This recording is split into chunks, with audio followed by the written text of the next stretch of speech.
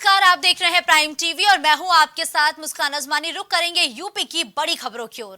खबर लखनऊ से है, जहां राजधानी लखनऊ के समाजवादी पार्टी कार्यालय पर समाजवादी पार्टी की एक अहम बैठक संपन्न हुई। इस बैठक में समाजवादी पार्टी के राष्ट्रीय अध्यक्ष अखिलेश यादव ने संबोधित किया। संबोधित करने के दौरान अखिलेश यादव ने दलितों में पैठ बनाने के लिए अंबेडकर वाहिनी की बैठक बुलाई। अंबेडकर वाहिनी की बैठक में अखिलेश यादव ने दलित समाज को जोड़ने के लिए कार्यकर्ताओं को मंत्र दिया। बैठक में दलित समाज के इंद्रजीत सरोज, तूफानी सरोज समेत कई विधायक शामिल हुए।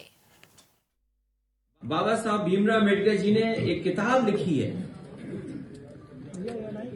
जाति को लेकर, एनिमेशन ऑफ कास्ट, और वहीं डॉक्टर राम मनोहर लोहिया जी ने किताब लिखी है जाति तोड़ो। और समय समय पर हमारे समाज में महापुरुष या बहुत से साधु संत इस तरह के आए जहां बुराइयों के खिलाफ लड़े हैं, या जातियों को कैसे जोड़ा जाए, जातियों में भेदभाव कैसे खत्म किया जाए, उस पे काम हुआ है। जाति जनगणना के बाद मैं समझता हूं समाज में सब हक और सम्मान के साथ जी सकेंगे। ये भारतीय जनता पार्टी है जो इस तरह की बात कर रही है, उनके सोच के लोग इस तरह की बात कर रहे हैं। कास्ट सेंसस से सामाजिक न्याय होगा, और जितना सामाजिक न्याय हम समाज में देने में कामयाब होंगे, उतना ही समाज हमारा सम्मान से जिएगा। कांग्रेस देश के अलग अलग शहरों में शिल्प समागम के सफल आयोजन के बाद अब लखनऊ के इंदिरा गांधी प्रतिष्ठान में भी शिल्प ग्राम शुरू हुआ है। इस शिल्प समागम मेले के औपचारिक उद्घाटन पर सामाजिक न्याय और मौजूदा मंत्री मौजूद रहे। भारत सरकार के सामाजिक न्याय और आधिकारिक मंत्रालय के शीर्ष निगमों के माध्यम से इस मेले का आयोजन हुआ है। पीएम के सबका साथ सबका विकास के मूल मंत्र पर आधारित इस मेले का उद्देश्य लगभग 20 से ज्यादा राज्यों के 120 अनुसूचित जाति, पिछड़े वर्ग और सफाई कर्मचारियों के लाभार्थियों को अपने उत्पादों के प्रदर्शन के साथ साथ बिक्री के लिए एक बड़ा मंच प्रदान करना है। हमने ये जो है ना, जो मिनिस्ट्री ऑफ सोशल जस्टिस के अंडर में आता है, और अलग अलग स्टेट से लोग यहाँ पे आते हैं स्टॉल के लिए। इसमें 3 कॉरपोरेशन है मिनिस्ट्री के अंडर में, एक एससी, एक ओबीसी और एक सफाई कर्मचारी। ये तीनों कॉरपोरेशन जो है मिनिस्ट्री के अंडर में काम करती हैं, और अलग अलग स्टेट से इन बेनिफिशरी को बुलाती है। जो जिनके हाथ में हुनर है, इन लोगों को हम लोन देते हैं। ठीक है सर, लोन देने की बात हो गई, जैसे बेरोजगार भी यहाँ पे पहुँचते होंगे, आपसे संपर्क करने की जो कोशिश करें, क्योंकि जो मेला लगा है, प्रदर्शनी लगी, इसमें कई ऐसे भी स्टॉल लगे आए जाते हैं कि जो बेरोजगार आता है उनसे संपर्क कर सकता है, दिव्यांग आता है वो भी संपर्क कर सकता है। उनके लिए क्या कुछ अलग इंतजाम है? जो इस तरीके से पूछने वाले होते हैं उनको हम इनको स्कीम के बारे में बताते हैं। वो कहते हैं कि हमें इस काम आता है सर, हमें लोन चाहिए। तो हम उनको जिस स्टेट से भी होते हैं, जैसे यूपी से है, बिहार से है, ठीक है, एमपी से है, दिल्ली से है, राजस्थान से है, तो उन लोगों को वहाँ का एड्रेस दे के वो वहाँ जाके डिस्ट्रिक्ट से अपना लोन के लिए अप्लाई करते हैं। फिर जहाँ जैसे जिस स्टेट में अंडर में आता है, तो वहाँ से हम लोन ग्रांट जो है उनको भेजते हैं, तो वो लोग उनको लोन दे देते हैं। अब खबर प्रयागराज से है, जहां आज भारतीय वायुसेना के लड़ाकू विमान और वायु योद्धाओं के अदम्य शौर्य का साहस देखने को मिला है। मौका था भारतीय वायुसेना के स्थापना दिवस की 91वीं सालगिरह पर आयोजित एयर शो का। वायुसेना के पराक्रम को देखने कई जिलों से लाखों लोगों का सैलाब उमड़ा। आज ही वायुसेना ने अपने नए ध्वज का अनावरण भी किया है। कुंभ नगरी प्रयागराज के त्रिवेणी के तट का आकाश आज देश की वायुसेना के शक्ति प्रदर्शन का भी गवाह बना। संगम के आसमान पर लगभग 100 से ज्यादा विमानों ने हैरत में डालने वाले करतब और कलाबाज को देखने यहां महाकुंभ जैसी भीड़ का सैलाब उमड़ पड़ा। अब खबर ताजनगरी आगरा से है, जहां रविवार को खंदारे स्थित जेपी सभागार में बढ़ते साइबर क्राइम को लेकर पुलिस के अधिकारियों और कर्मचारियों को जानकारी देने के लिए एक गोष्ठी का आयोजन किया गया। इस दौरान साइबर क्राइम से जनता को जागरूक करने के लिए एक कॉमिक्स बुक का विमोचन भी किया गया। मुख्य अतिथि के रूप में पुलिस आयुक्त डॉक्टर प्रतिंदर सिंह ने बताया कि इस संगोष्ठी का उद्देश्य है कि थानों में आने वाले साइबर क्राइम से पीड़ित लोगों की जल्द से जल्द मदद हो सके। जल्द ही हर थाने में साइबर क्राइम हेल्प डेस्क को भी शुरू किया जाएगा। इस संगोष्ठी में पुलिस के समस्त डीसीपी, एसपी, इंस्पेक्टर, एसओ और साइबर क्राइम विशेषज्ञ भी मौजूद रहे। देखिए, ये बैठक नहीं, मैं कहूँगा कि एक ट्रेनिंग मॉड्यूल है जो हमारे आज जितने हमारे ऑफिसर्स हैं, अभी पुलिस ऑफिसर्स हैं, उसके साथ प्रोसिक्यूशन के ऑफिसर्स हैं, कुछ एडमिनिस्ट्रेटिव ऑफिसर्स भी हैं, जिनको आज ट्रेन किया जा रहा है बेसिकली कैसे किसी भी साइबर इन्वेस्टिगेशन में साइबर फ्रॉड को कैसे हैंडल करना है, कैसे इनिशियली उसको मतलब उसकी कंप्लेंट रजिस्टर करने के बाद कैसे इन्वेस्टिगेट करना है, एविडेंसेस को कैसे क्लोज करना है, कैसे साइबर सेल की हेल्प लेनी है, साइबर एक्सपर्ट्स की हेल्प लेनी है, और फिर कैसे फाइनली उस फ्रॉड के मनी ट्रेल को प्रॉपरली अंजाम तक पहुंचाना, उसके संबंध में ये ट्रेनिंग है। ये ट्रेनिंग उन डिपार्टमेंट्स की भी होगी जो आगे हमने मॉड्यूल रखा है, जो डिपार्टमेंट्स इस तरह की फाइनेंशियल ट्रांजैक्शंस को हैंडल करते हैं। पहले भी हमारे साइबर सेल ने कई जगह जाके जो हमारे बिजनेसमैन हैं, जो बैंकिंग अथॉरिटीज़ हैं, जो फाइनेंशियल इंस्टीट्यूशंस हैं, उनको ट्रेन किया। आज हम अपने जो लोग हैं जिनको फाइनली ये साइबर फ्रॉड्स को इन्वेस्टिगेट करना, उनको ट्रेन कर रहे हैं, और ट्रेन करने के साथ साथ एक सिंपल तरीके से साइबर फ्रॉड को कैसे समझाना, कैसे पब्लिक को अवेयर करना है, उसके बारे में भी ट्रेनिंग दी जाएगी। अब खबर लखनऊ से है, जहां कई सालों से अंधेरे में डूबी कुर्सी रोड की स्टेट हाईवे अब 40 वर्षों बाद फिर से रोशन होने जा रही है। दरअसल समाज सेवी विवेक शर्मा ने इस मामले को मुख्यमंत्री जन सुनवाई पोर्टल के माध्यम से शिकायत दर्ज कराई थी, जिसके बाद प्राइम टीवी ने प्रमुखता से इस खबर को दिखाया था, जिसका असर अब ये हुआ कि कुर्सी रोड स्थित मामा चौराहे से चर्च रोड पेट्रोल पंप तिराहे तक 600 मीटर के दायरे में स्ट्रीट लाइट लगाई जाएगी। 11 महीने बाद काम शुरू हो गया है, जिससे स्थानीय लोगों में खुशी का माहौल बना हुआ है। वहीं नगर निगम मार्ग प्रकाश का कहना है कि 4 दिन में उस मार्ग पर स्ट्रीट लाइट का काम हो जाएगा।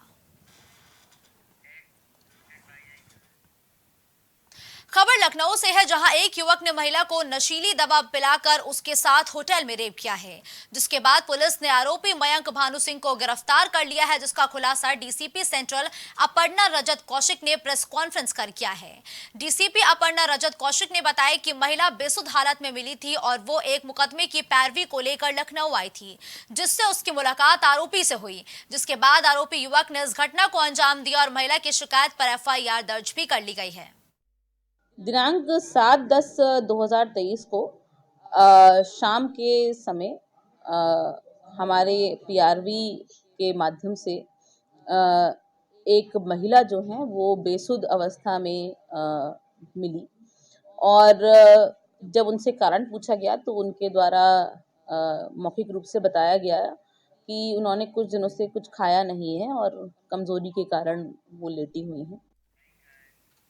अगली खबर गोंडा जिले से है, जहां कटरा बाजार थाना क्षेत्र के उर्दी गोंडा गांव में 2 मदरसा संचालकों के बीच बच्चों को अपने मदरसे में दाखिल कराने को लेकर जमकर मारपीट हुई। मारपीट में एक व्यक्ति घायल हो गया। पीड़ित मोहम्मद जैद ने कटरा बाजार थाने में तहरीर देते हुए बताया कि गांव में बिना मान्यता के एक विद्यालय चल रहा है। वो जिस मदरसे में पढ़ाते हैं वो सरकारी और मान्यता प्राप्त है। मदरसे को बंद कराने के उद्देश्य से विपक्षी राज्य और उसकी पत्नी धमकी देते रहते हैं, जिसको लेकर विपक्षियों द्वारा हमला किया गया है। घटना की सूचना पर कटरा बाजार पुलिस द्वारा कार्रवाई शुरू कर दी गई है।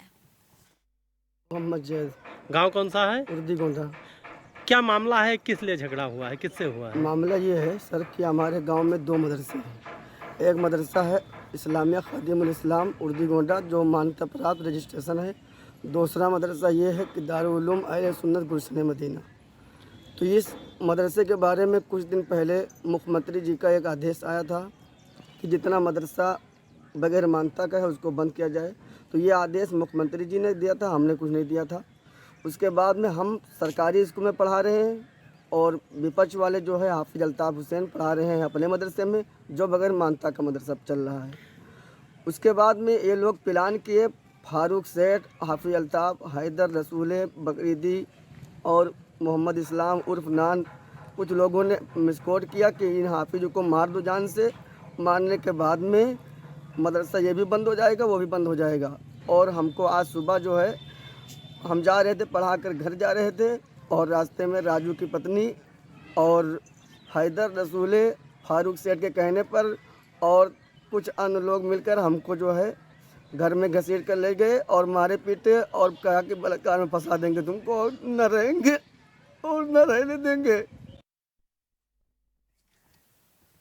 अब खबर हरदोई से है, जहां एक महिला का शव रामगंगा नदी में उतराता हुआ मिला है।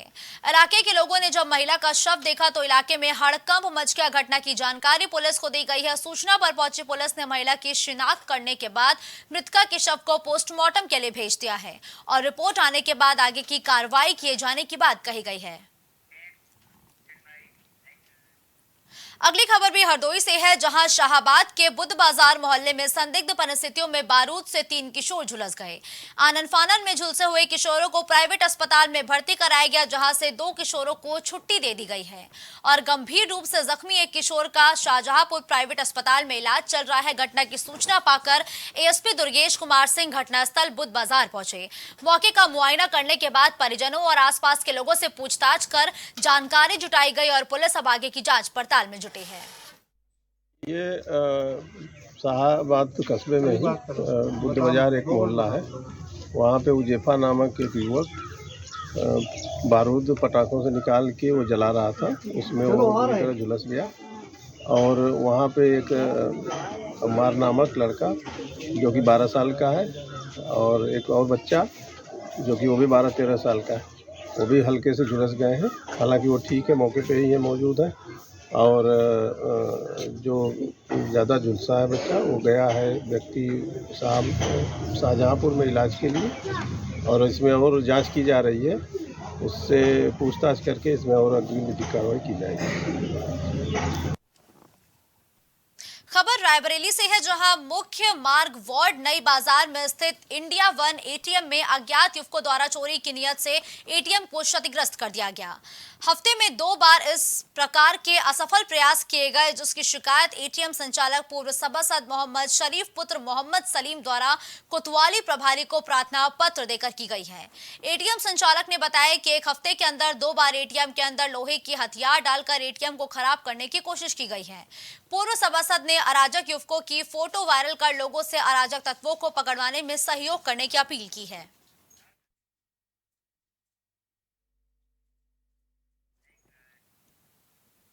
खबर रायबरेली से है, जहां अनियंत्रित तेज रफ्तार ट्रक ने बाइक सवार बुजुर्ग को जोरदार टक्कर मार दी है। ट्रक की टक्कर से बाइक सवार बुजुर्ग गंभीर रूप से घायल हो गया। घायल बुजुर्ग को गंभीर हालत में जिला अस्पताल में भर्ती करा दिया गया है। मामला शहर कोतवाली क्षेत्र के अंतर्गत सिविल लाइन चौराहे का है। वहीं घायल को इलाज के लिए जिला अस्पताल भेजा गया है, जहां बुजुर्ग की हालत गंभीर बनी हुई है। डॉक्टर साहब क्या नाम है आपका? एक मामला भी आया सिविल लाइन वाला, और क्या मामला है? मेरा नाम डॉक्टर अनुराग शुक्ला, इमो डिस्ट्रिक्ट हॉस्पिटल रायबरेली। हमारे पास परिजनों द्वारा एक मनोज कुमार मिश्रा युवक है जिनकी उम्र तकरीबन 60 वर्ष है, परिजनों द्वारा घायल अवस्था में ले आया गया है। परिजनों द्वारा बताया जा रहा है कि ट्रक घायल होने की वजह से कुछ चोटें आई हैं, भर्ती करके उनका इलाज चल रहा है।